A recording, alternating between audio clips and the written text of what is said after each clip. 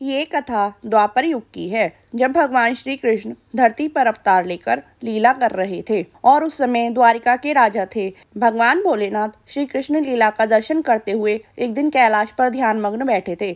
मन ही मन भक्तों की महानता के विषय में सोच रहे थे। कृष्ण भक्त अर्जुन के विचार में डूबे हुए मन ही मन मुस्कुरा रहे थे।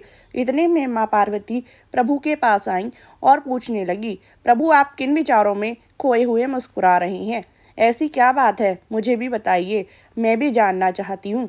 भोलेनाथ ने कहा, मैं भक्त के गुणों के विषय में विचार कर रहा था और उनके प्रेम में मग्न हो गया। आप कब आई मुझे पता ही नहीं चला।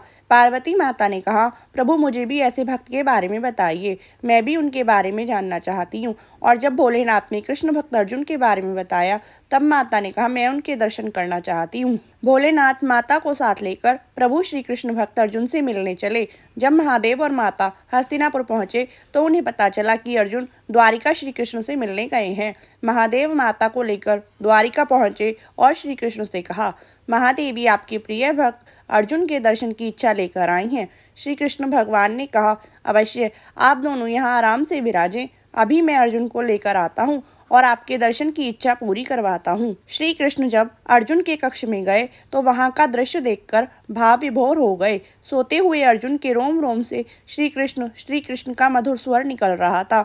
अर्जुन की ऐसी अवस्था देखकर श्री कृष्ण महादेव के पास जाना भूल गए और अर्जुन की भक्ति में खो गए और धीरे धीरे अर्जुन के पैर प्यार से दबाने लगे। भोजन के लिए माता रुक्मणी जब बुलाने आई तो प्रभु तथा अर्जुन के प्रेम को देखकर रुक्मणी माता भी वहीं बैठ गईं और धीरे धीरे पंखा झलने लगी। भोजन की सुधि ही माता को नहीं रही। भोलेनाथ को विलंब का कारण समझ में नहीं आया। मन ही मन में महादेव ने ब्रह्मदेव का स्मरण किया। यथाशीघ्र ब्रह्मदेव भी वहां पहुंच गए। महादेव ने कहा, जाकर विलंब का कारण पता लगाइए।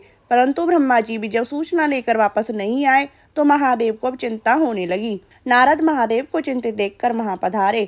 नारद जी को देखकर भोलेनाथ को लगा, अब काम यथाशीघ्र होगा। नारद जी भी वहां जो कुछ हो रहा था पता लगाने अंदर गए। माँ का दृश्य देखकर नारद जी वहीं कीर्तन करने लगे। कीर्तन की धुन सुनकर महादेव और पार्वती माता भी अंदर खींचे चले आए और वहां का आनंदमय दृश्य देखकर महादेव जी भी डमरू बजाकर नृत्य करने से अपने को रोक नहीं पाए।